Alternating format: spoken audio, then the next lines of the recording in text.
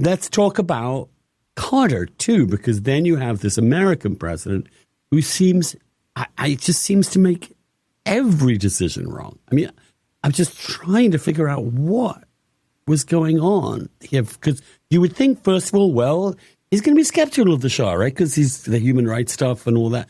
But no, he starts by just fawning on him. Right. That's right. That's right. I mean, the whole human rights and cutting way back on American arms sales abroad. The two things that were just the opposite were there. He kept up the arms sales to the kazoo. Absolutely. Yeah. Yeah. And all those two things didn't apply to the Shah at all. And the other thing about Carter that I was kind of surprised by was, he had an incredibly ambitious foreign policy initiatives that he wanted to do. The Panama Canal, SALT II, Arab-Israeli peace talks, and there's something else in there that was a major thing. So, and Iran, because of the people who were reporting from the field, always seemed secondary or tertiary concern.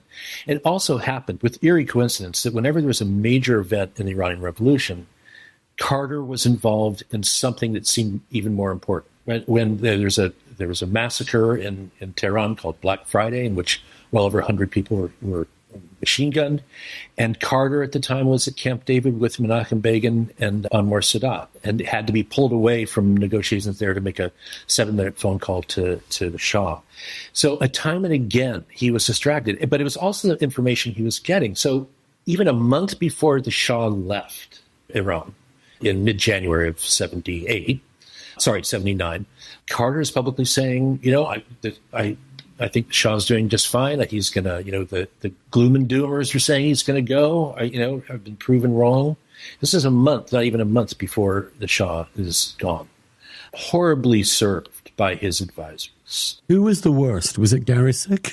Well, Gary Sick go on. He's complicated. He's kind of the fly on the wall. And what about Kissinger? What was he saying? Kissinger played a major role. Well, Kissinger was very important in two disasters. I don't mean Kissinger was advising Carter. I mean just before, under Nixon. Go on.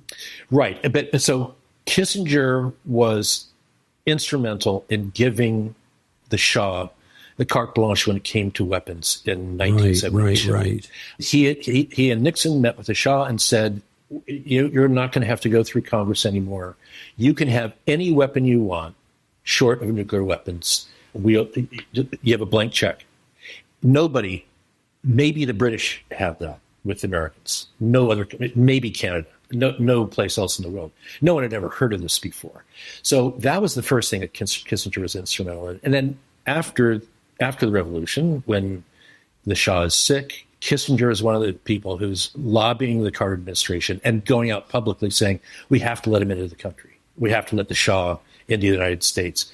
While Carter and others were worried that if they let him in the United States, the American embassy would be taken over and their people taken hostage. And Carter was very aware that was a danger lurking out there. In fact, famously, towards the end of my book, in late October, it's about 10 days before the the embassy is taken, the hostage taken in 79, they get word that the Shah is very ill and supposedly needs to be operated on in an American hospital. Turned out that wasn't really true. But so Carter has a meeting in his Oval Office of all his top foreign policy people, Vice President Mondale, Secretary of Defense and the State National Security Advisor. And he goes around the room and says, what should we do with the Shah? And every one of them said, it's a matter of national honor. We have to let him in. And when he finishes going around the table, Carter says, what are you guys going to tell me what to do when they overrun our embassy and take our people there hostage? And nobody in the room says anything. And Carter goes, yeah, I thought so. And so he saw it coming. It's again, one of these bizarre moments of history. And I remember talking with Gary Sick, who's the last person alive now who was in the Oval Office when all this stuff was happening. And I remember his reaction. So the Shah had kept trying to get into the United States when he was in exile. And then all of a sudden, they get this report that he's really ill. And Gary Sick looked at this and said, bullshit. It's like, the timing is just and too aren't there great hospitals perfect. In Paris and London and places you could go? Yeah, exactly. Yeah. So just a crazy. But they agreed. They agreed. Which and he came instantly then made the Shah the American person, the American Shah. That's right. That's right. Which was not optimal, let's say, from the point of view of winning over. Suboptimal. And you also had all the conspiracy theories